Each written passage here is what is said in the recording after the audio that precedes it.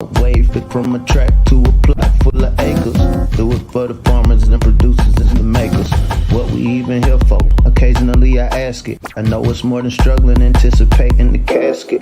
Reap what we sow, trying to fill up my basket. Life's a plantation, I self-law and master. Over the plot I've been granted on this planet. Now it's slanted, cause the chosen been supplanted. But if you overstand it, it was spoken. Fractured, but we ain't broken. Even though some would rather play the role of token, we growing. Black through the essence of a presence. We carry the blood of gods, we carry the mind of peasants. Rich black gardens, future look more like Eden. Multiply seeds like the seed banks in Sweden. Rep my planners on plan according to season. Beat one code, switching it up is treason. Black power, family what we eat. Either we get fed or we feed. Beat one egg. What's growing on? What's growing on? What is growing on? Welcome to B1 Ag Daily Bread Podcast. I'm John Henry Harris, and we also have Farmer Brian EMC. Here at B1 Ag, we focus on Black agriculture as it pertains to agricultural production, education, marketing, health, food, nutrition, and economics, all for the Black family and for the Black community. Welcome Black to the garden. Now there's a lot of the farmland. We've always talked about how Bill Gates is buying up a lot of the farmland in the United States.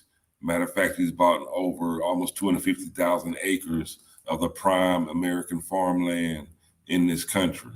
But there's also another entity or entities that are buying up the topsoil and farmland in America, and that's China being the main culprit. And here at B1 Ag today, we're going to talk about this trend of China buying up American topsoil and our farmland, as well as other countries that are making major investments into American farmland, which is actually pushing a lot of mid-level and small-level farmers out of the economy in total. So that's what today. That's what we're going to deep dive into. Is should we be concerned about China buying up American farmland? And also, before we get started, hey, we need to like, share, and subscribe. We need to grow this conversation. Our people need to stay on top of what is going on, what is growing on with our food and our food system. So for all those that are watching live right now, go ahead, like, share, and subscribe. Let's grow this conversation. Let's make it bigger, and let's make sure that our people are aware of what's growing on with our food. So should we be concerned about China buying up American farmland? Farmer Brown, what say you? First, I'd just like to say peace to the B1 family. Hope everybody's doing well. Grand Rising fam. So, bro, what if you went to go visit your grandmother, your grandfather, you went to visit the house and you saw somebody in there from another neighborhood renting out or selling their furniture, renting out your grandmother's room, the sacred room where all your family used to gather, lay up under grandmother, during holidays. Somebody's renting out the kitchen to somebody else in another neighborhood. How would that make you feel? When we have this B1 conversation, we really try to focus our conversation around how all of these dynamics affect the melanated family, not just on the social level, but specifically our food system. Obviously, to get food, you have to produce it. To produce the food, you need land to produce it. For many of us, this is our home. This is grandmother's house. This is great-great-great-great-great-great-great-grandmother's house. And so what we see is this dynamic of the land getting sold to other people. Here at B1 Ag, we're not here to disparage anybody in this grand monopoly game of world domination. I think everybody is going to, what is it? The first law is self-preservation. And so as we have this conversation, we want to frame it around what is the best way for us to preserve ourselves, not just as primary stakeholders in this land, but as a group of people that want to survive and thrive in the decades and centuries to come. So I look forward to deep diving into this conversation.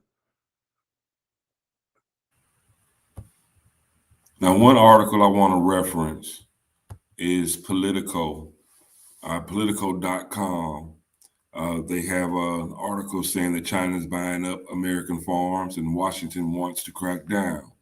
This is actually one of the few items where they're getting bipartisan support.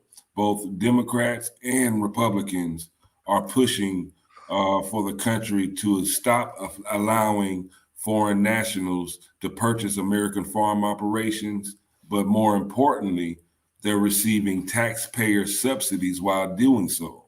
So not only are these foreign countries like China and Saudi Arabia, they're putting all this money into buying up American farm operations, they're receiving taxpayer subsidies. We're paying for it. We're actually financing it to a certain extent.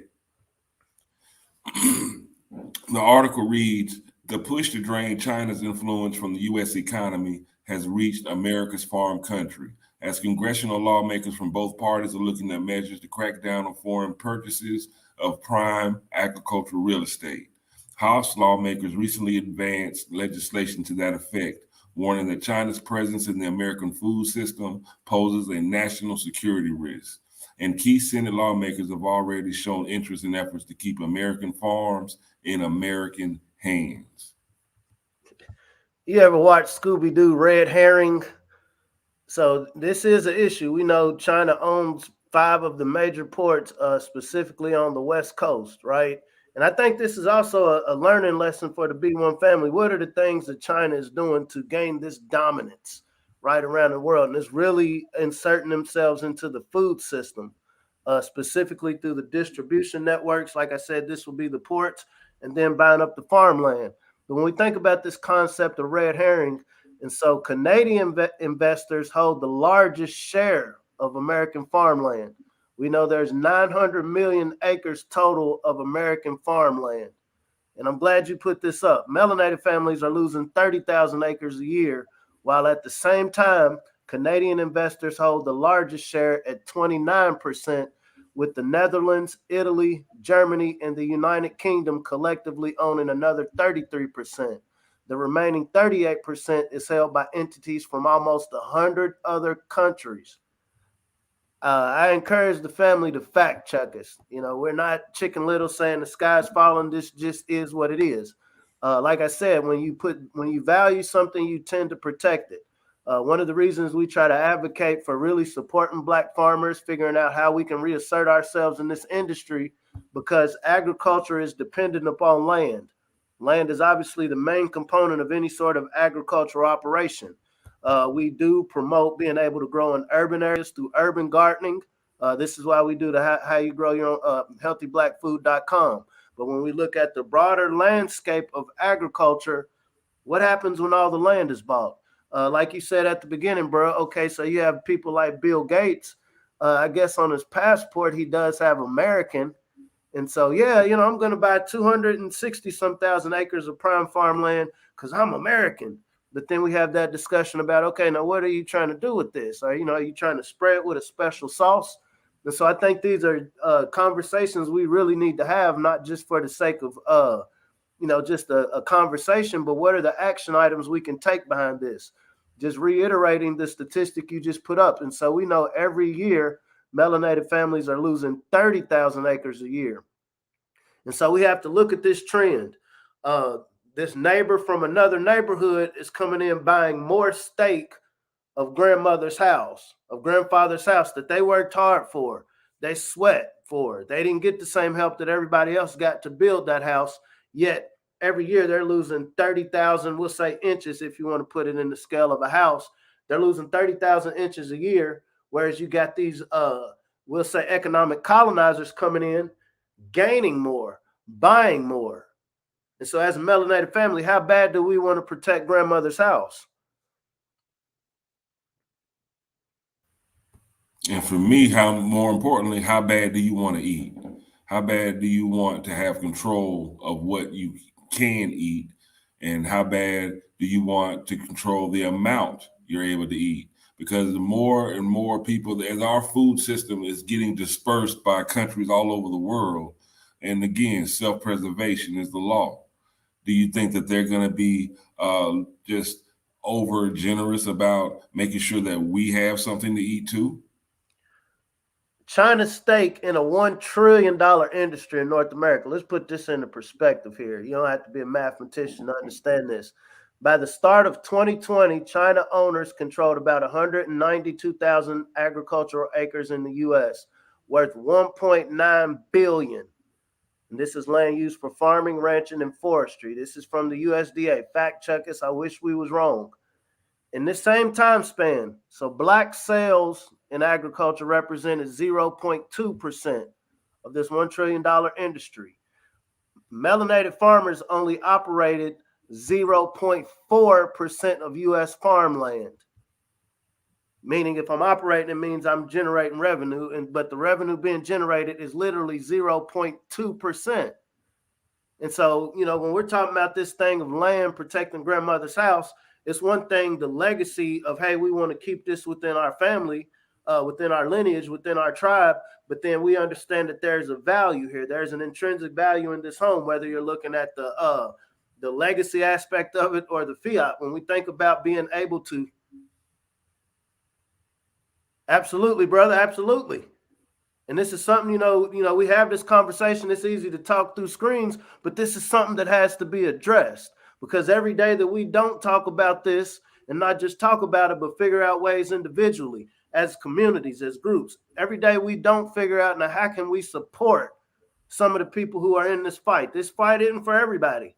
Everybody's not a producer. Everybody's not a farmer. But everybody within the melanated community that has to eat has something that can be added to not only expand this conversation, but also expand support bases.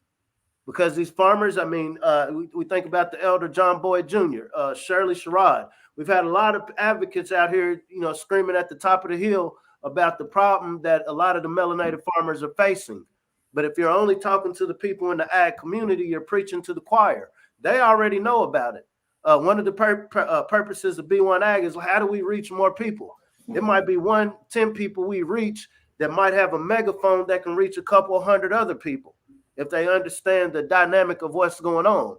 But at this trend of us losing land and everybody else buying this land, once again, what does this look like for this broader house? The sister Vicky Dillard touched upon this the other day, this concept of model minorities, right? We know it did with warp speed. We saw that the Congress had passed a act protecting those from the other side of the ocean. Oh, y'all are being discriminated against. There's these hate crimes being put onto these groups of people who's buying up all of our land, right? And like I said, we're not here to disparage, more so than putting things in perspective. But then the sister Vicky Dillard was talking about it was a brothel run by this model minority group. Here in Kentucky, where I'm at right now, literally just as we were preparing for the show, there was an article that came up. There was a supermarket. It was a Hispanic supermarket. That's something else we've talked about here at B1 Ag. How do we make sure we have supermarkets and venues for our producers to sell their food? And so they found that this supermarket had been storing fentanyl in produce boxes that had been shipped on trucks from below the border. And so once again, what people got going on, that's what they have going on. But these are the model minorities that we're told y'all ain't doing good enough. Y'all, even though y'all built the wealth of this land, even though your ancestors earned every brick of that house that's getting sold away, y'all aren't the model minorities. Y'all need to be better. Y'all need to be like the people who got these brothels. Y'all need to be like the people whose your taxpayer dollars are, giving them tax incentives to come take pieces of grandmother's house. So saying that to say, how do we learn from what we see going on around us? We see that there is definitely it is incentivized for people to seize upon the networks, how people receive food, whether we're talking about the land, whether we're talking about the ports where you're receiving the imported food from, whether you're talking about the stores where the food is distributed from. When we think about seeds and seed banks, and so we know the large farmland owner, Billy Goat Gates, they invested $8 million in a seed bank in Sweden. That wasn't an $8 million seed bank here in what we call Turtle Island, North America. So once again, how do we learn from what these people have going on and apply it to a melanated community for a codified, localized food system that is sourced by the melanated farmers who aren't getting help, who aren't getting debt relief, who aren't allowed into your Kroger's and Costco's and Whole Foods? These are things that we can do. You know, am I saying that this is just, okay, we get codified and overnight we solve this problem? Absolutely not. But we can't afford to let another minute go by that we don't at least have this on the table of things we discuss when we're thinking about social justice, when we're thinking about changing our place at this proverbial table. And, you know, ideally, we would just get to the work of building our own table. Well, one thing we have definitely seen is that social justice and food security, they go hand in hand. And even the USDA and these other major, food organizations, they understand and are promoting small scale, localized food production. And that equals the food security. Now, we have to look towards, cities like Detroit, Chicago, where urban farming is becoming a catalyst for not only food production and food security, but also for urban renewal. So conventional farmland, we're losing land. Other countries are buying land. So urban farming is a practical answer to mitigate this problem of these countries buying up American farmland and topsoil. What does that look like, John Henry? What does that look like? Well, let me show you some pictures of exactly what urban farming looks like. Using rooftops, growing on rooftops of these buildings. This is going to have to become more prevalent across this country in our major cities. We don't have a lot of land necessarily to grow food with. They're buying it all up. We don't have a lot of access. So we need to use what we have. That is a power that our people have always had, making the most out of the least. And not only just making the most out of the least, we do it so well that the other people have to copy it. It's like, dang, that's a great idea.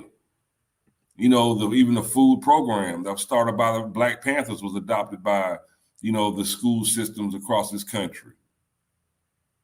We have to be innovative, use what little we have to produce what we need, and that's food security. Here's another picture, all these vacant lots and dilapidated areas that we live in. Hey, make them green spaces.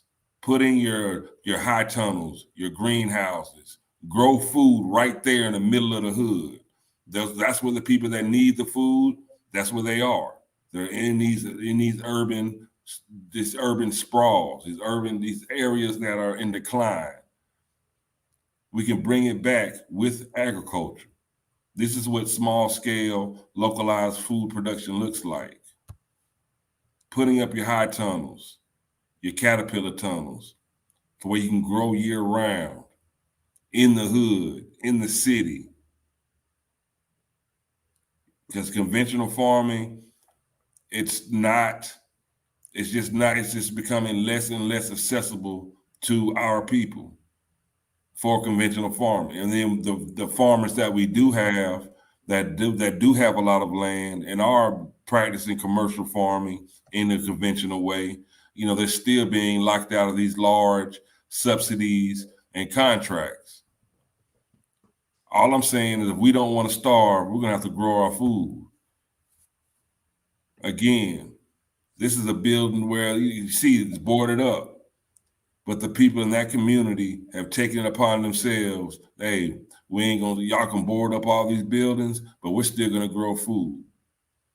And as a side caveat to urban farming, did y'all know, there's a thing called eminent domain. And this is where your local city or state can come and actually take your property by claiming eminent domain, saying that they need this property for the greater good. However, what spaces are protected from eminent domain? Spaces that grow food.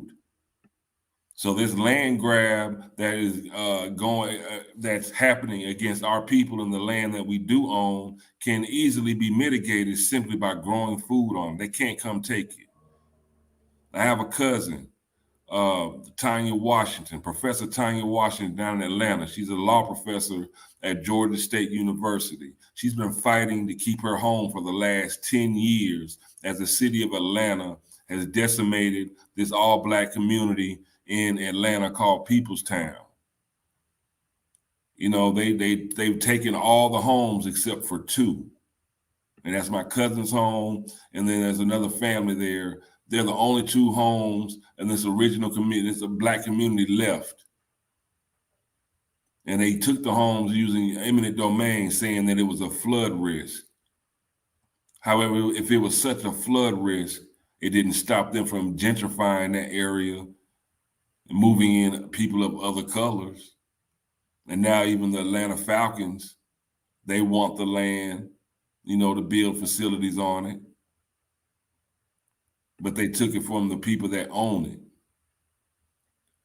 Building your own food system, growing in urban areas is going to be a way that we can feed ourselves, preserve whatever we have left, and again, thrive into the future and not just survive. Because when it comes to conventional farming, the way they're doing things, China's a superpower. They are right now the number one superpower in this world, and they're buying everything up. Bruh, the whole reason we were doing our research, figuring out what we wanted to talk about today. So when we talk about urban gardening, this is how deep the rabbit hole goes, family. So obviously, to do an urban garden, if you're in an apartment complex or an area where you have distressed properties, you need to bring soil in, right? Either you're going to create your own potting soil, or you're going to have to bring some good fertile topsoil in. China is buying up this land. Chinese are stripping U.S. topsoil for export, meaning I'm going to buy this farmland from y'all just so I can strip it of the nutritious topsoil to send to China, because we know 40% of China's agricultural land has been stripped. It's been overused. Why was it overused? Because they've been selling to everybody else around the world. Business. Once again, this grand game of monopoly.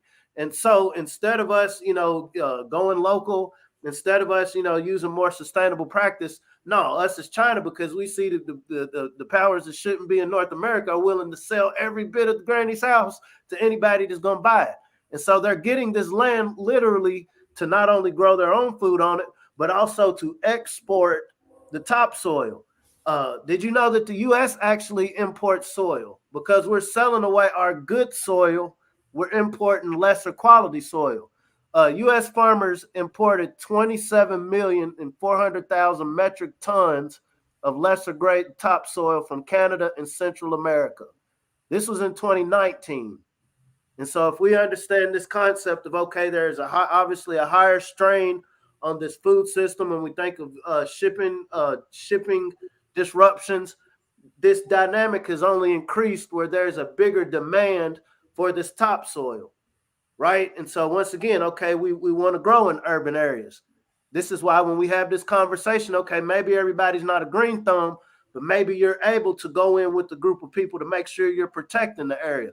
Just like you're saying, as a way of fighting gentrification. Okay, we're growing food here. Well, what do we need to grow food here? We're going to need some topsoil. So maybe we're working with a group of people who just came together, cooperatively bought some space. Same way China, follow the money. What is the money doing? They're buying space to utilize the natural resources from that space. Maybe we use a percentage of it out here in the rural area.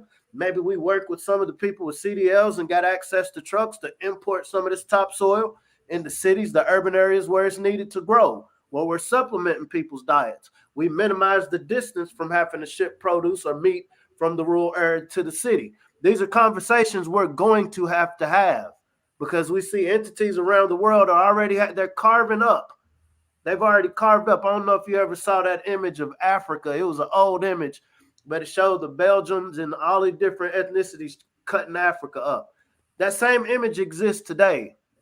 That same image exists today. When we think about who has voice, when we think about legislation, when we think about, okay, we want to get some laws passed in our favor. Unfortunately, we have a governing body that is going to follow the money. And so let's put this to scale. Take all emotions out of it. who is contributing more in the U.S. agricultural economy, between the melanated people who built it, who are asking for reparations, or people from around the world who's spending money? And not only are they spending money, the government is giving them taxpayer subsidies to strip our land away. Does that sound like the actions of somebody who's going to repair a group that's been damaged? Like at what point in this relationship does it turn into, okay, I've stripped everything away, I've sold everything, now I'll give you reparations? Leaves can be used in compost. Leaves can be used in compost. Let's get into science real quick. So that's a good question, and I'm glad you asked that. So we really got to start thinking practical. When we talk about this topsoil, it's the organic layer. Soil has different layers. And so leaves represent organic matter.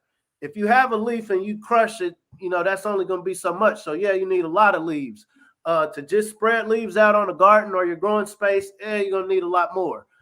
This is when you throw in your produce or your fruits and vegetables that you don't eat, your banana peels, fish, meat that you don't use. And we need to get large scale compost bins going in all of these urban communities that we're talking about. We have to have a collective effort of people, like instead of throwing your organic waste into your garbage can, okay, maybe we got teams of young men or women that go around with a truck that the community went in on together to like, okay, because we know we're going to have to start amending our own soil to grow our own food, we're going to invest in trucks to go pick up, some of the waste that can be composted in an area that we purchased, a quarter acre, where we just have these large compost bins in any given community. Instead of people putting their leaves in the bag, sending them to somewhere because somebody's making a bag off of those leaves. No, we're codified and we understand we're going to make use out of these leaves to build this compost, to then rebuild these garden beds that are going to be strategically placed amongst our community. So that's a very good question. And these are the very specific strategies that we're going to have to employ when we're talking about food security, and not just food security. I tend to believe that once the melanated mind gets a minimal context of how deep this rabbit hole goes into how food is produced and where it and the power it has and what kind of power you have, to that degree we master it. We become the LeBron James of food production. We become the LeBron James of localized food production. And we feed what we need for our families and we sell the surplus. That's the name of the game. That's what our ancestors did long ago. And then we got convinced by the colonizers that there was a better way to do business. And so this is our time to revisit and get black to the garden. Appreciate that. Should we be concerned about China buying up American farmland? Yes. And not just China, but all these other countries. We should be very good. Hundreds of countries buying up all of our farmland, buying our topsoil. We have to employ these urban farming tactics to make sure that we can eat. This is a threat.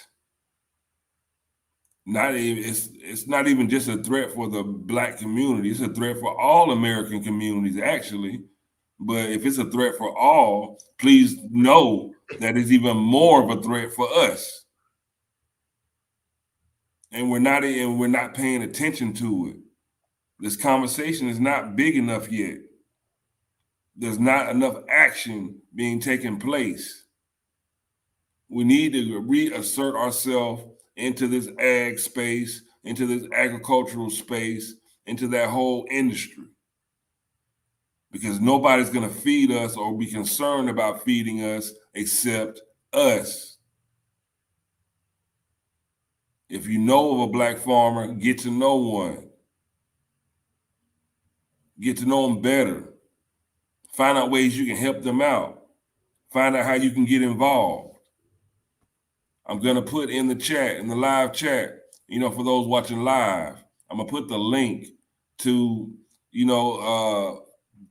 to help you get started on trying to find a Black farmer near you.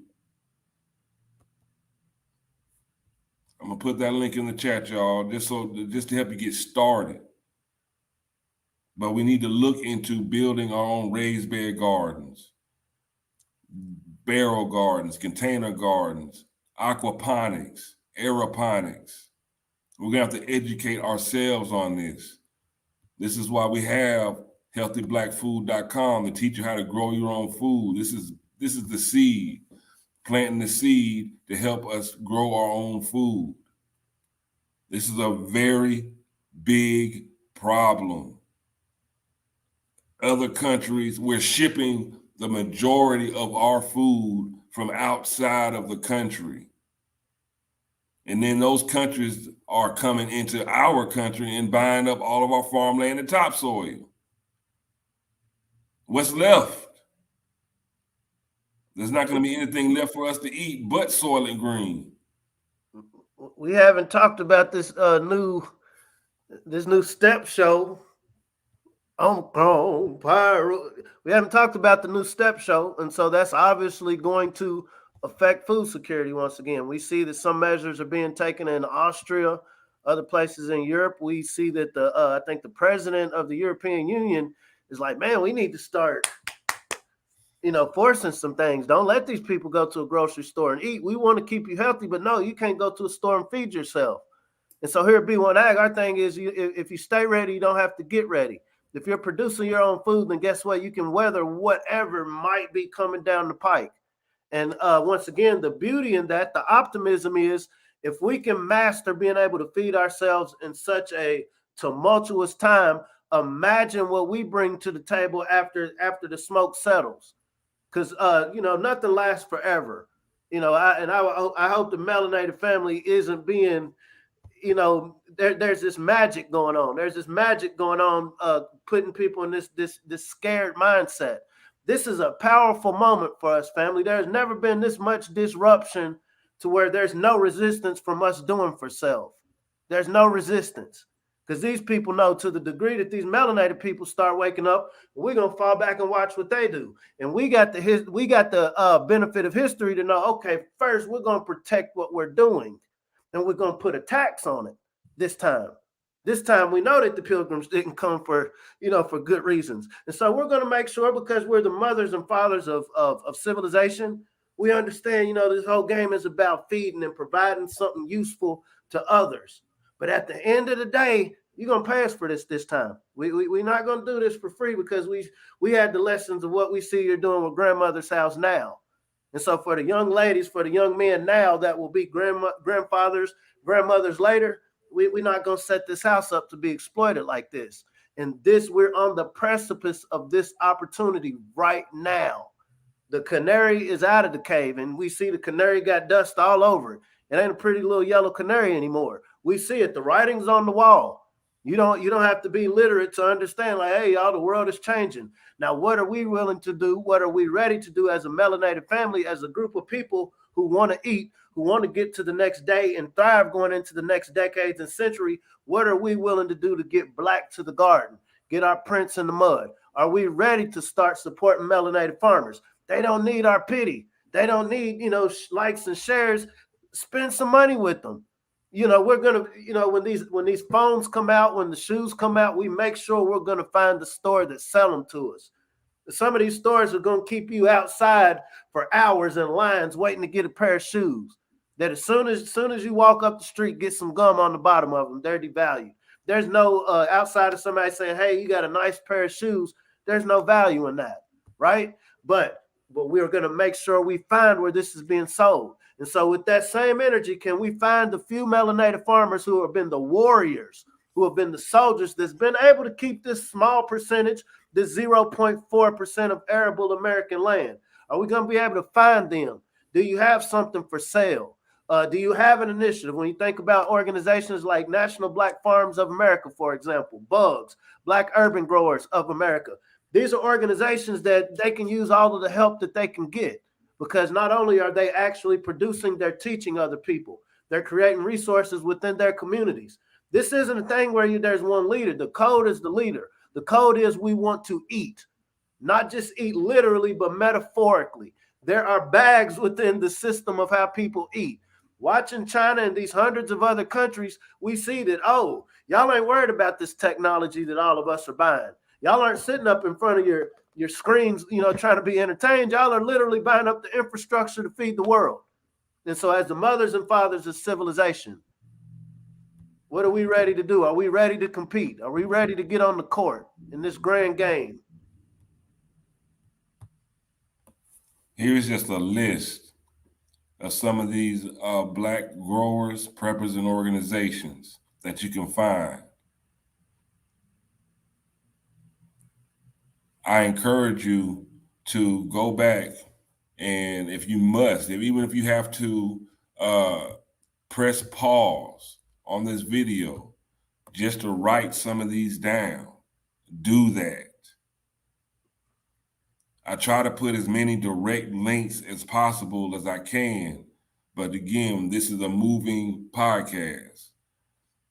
Sometimes, hey, you're gonna have to put in a little effort yourself. If that's to go back, rewatch, and press pause, take notes, like, share, and subscribe to Daily Bread Podcast. B1 Ag Daily Bread Podcast on YouTube. Subscribe. Share it. Let's grow this conversation. We must stay in a growth mind state. There's a lot at stake.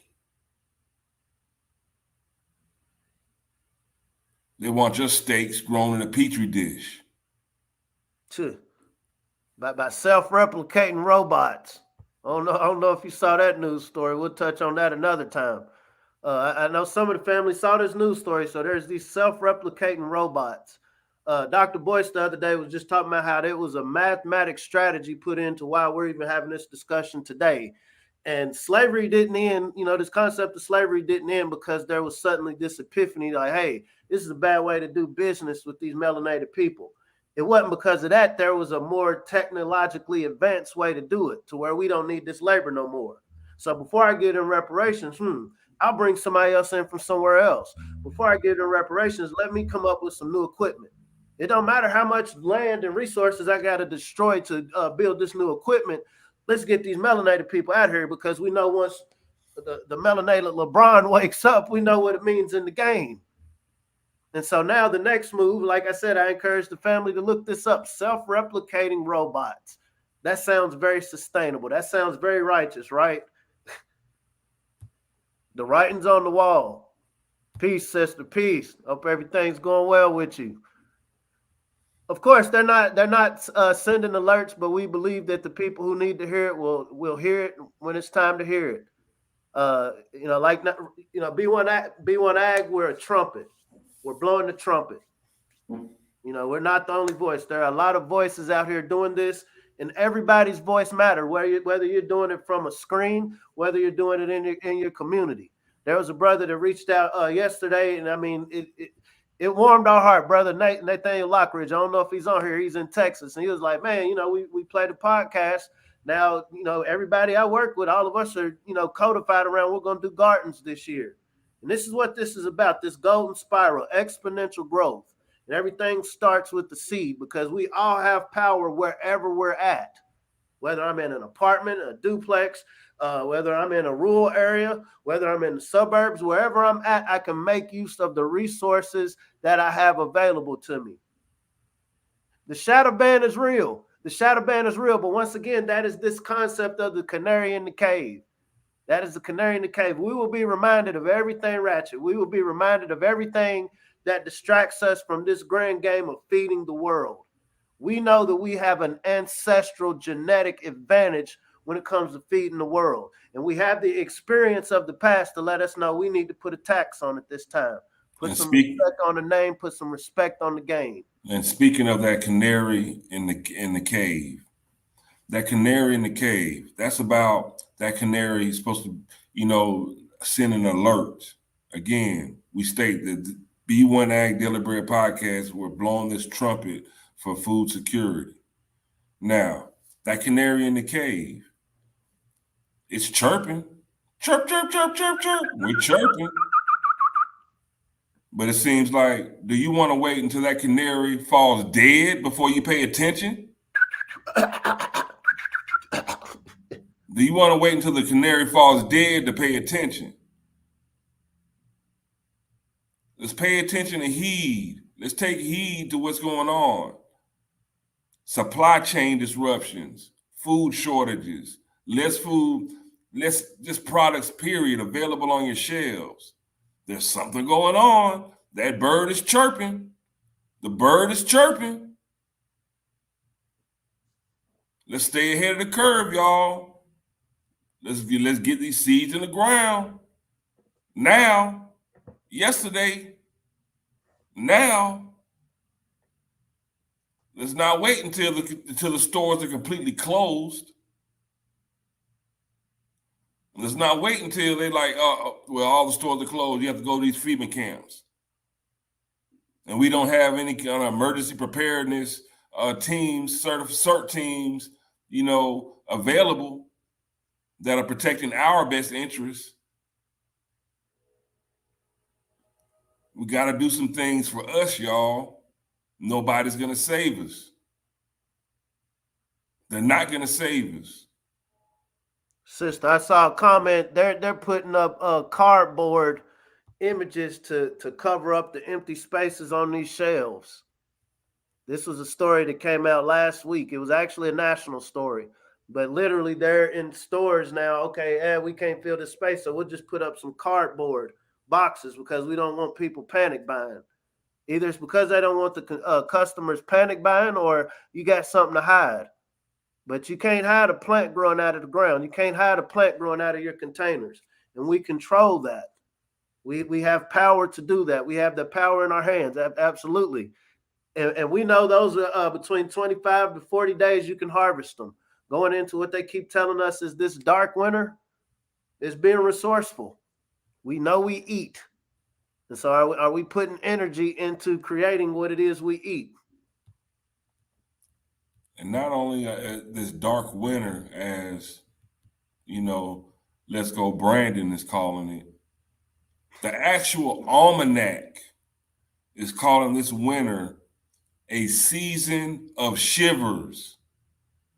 This is supposed to be a prolonged, pretty rough winter.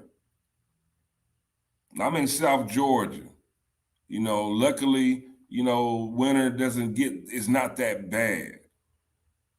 Normally, we have had some winters where we've actually gotten snow, which is very rare. But these very rare occurrences are now becoming more common when it comes to climatic changes. Think about the snowstorm they had in Houston and other parts of Central Texas. Like ice storms, snowstorms. That's crazy. In Texas, we need to be prepared. Be prepared. Stay ready. You don't have to get ready. Stay ready. You don't have to get ready. What does it say? The devil has but a short time. It seems like somebody's playing a harp somewhere. But I think we got a little bit more rhythm. You heard that? The best fertilizer is your footprints. That's coming from South Africa.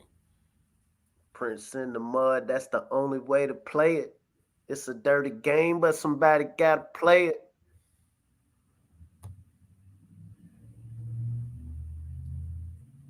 Cherry wallflowers getting ready. Getting their greenhouse up. Controlling the environment. We know there's a value in controlling the environment. We aren't either, and once again, the sister said we're not excited about winter coming. It's not an excitement. It's the same way as an athlete. Like, man, I know the season's coming up, and that means I got to get off the beaches and I got to get back in the gym. But the whole reason I'm getting into this gym is when it's time to get back on that court, I'm effective. And so as a melanated mind, as this brain trusts the melanated people who understand what's going on. Oh, wow. As a melanated people that understand what's going on, this is time to work it out. This is time to work it out. This winter should be a wake-up call for us. We saw what happened in Houston. Like bruh is saying, we're seeing all sorts of changes in the weather. And so, you don't have to be a fortune teller or a soothsayer to see that, okay, things are changing.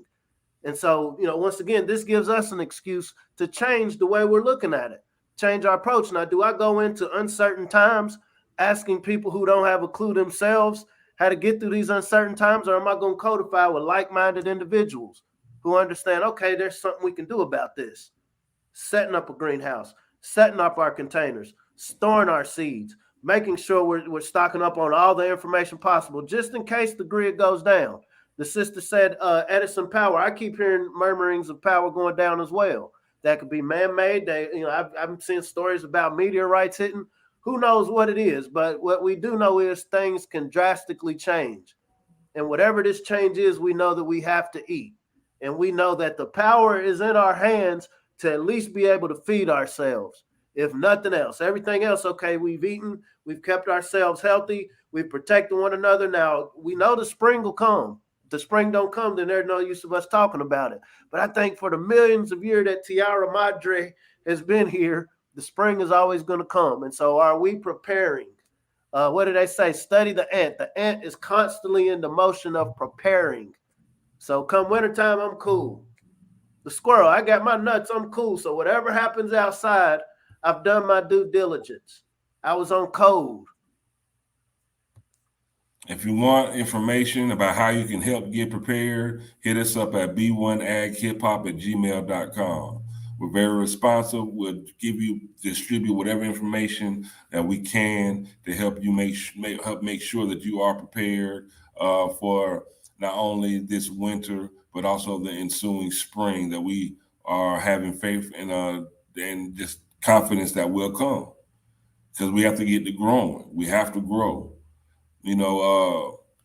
Sister said she's planning her romaine and extra collards. She's getting prepared. We all need to get prepared. And also, we also need to like, share, and subscribe to push this algorithm. Because here at B1 Ag, we're going to continue pushing this black algorithm to fight against this algorithm. They don't want us to talk about being food secure. They don't want us to talk about feeding ourselves. They don't want us to talk about being self-sufficient. But we're going to talk about it. And that's our mission, and that's what we're going to continue to do. Push this black algorithm. Pushing the black algorithm. Ancestors, they mastered the systems. We raising your bosses, no victims. Planting that knowledge curriculum.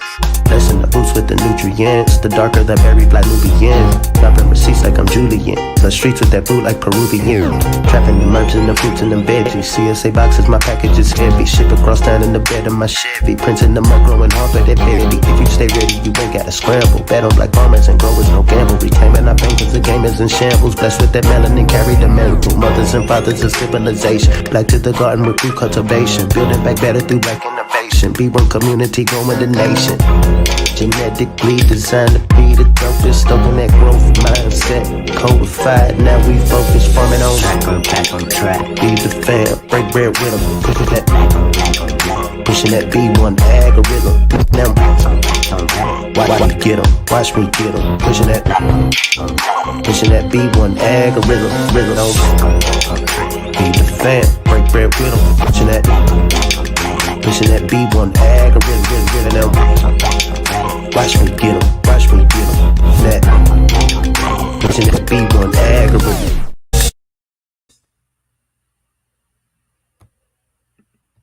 So, Farmer Brown, we're going to keep putting this mathematical equation up. Small-scale localized food production equals food security. Learn how to grow your own food at healthyblackfood.com. Sign up. Learn how to grow your own. Make this a family event. Learn how to grow your own food. Each family should have their own family garden. Each community should have their own community gardens outside of their family gardens. And then hopefully between each family and communities, they're making alliances and cooperatives so they can grow and trade food. This is how you make sure that your food's secure. This is how you make sure that no matter what's going on, we all have a seat at this table that we all built. And at the end of the day, if you really want to know something, what do the people need to do, Farmer Brown? If you really want to know something, context is everything. We have not had an opportunity like this in centuries. My kids, they know how to, they do things when they see that we're busy. When they see mom and dad busy with something, trying to figure something out, there's a mess in the house. That's when they seize upon the moment. Right now, this is our moment. These other people are busy. And we see that their busyness isn't going to equate to feeding melanated families. And so if you really want to know something, let's learn how to grow something. Let's stay in that growth mindset, people. Let's go into this weekend. Again, I always like to go, when I leave my house, whether I leave my house physically or virtually, I like to do so in love. Let's do that. Even in getting prepared, let's get ourselves prepared in love. We don't need to do it in anger. We need to do it in love for ourselves, love for our families, and love for our communities to make sure that we all can eat. I'm John Henry Harris. We have Farmer Brown, the MC. Let's keep growing.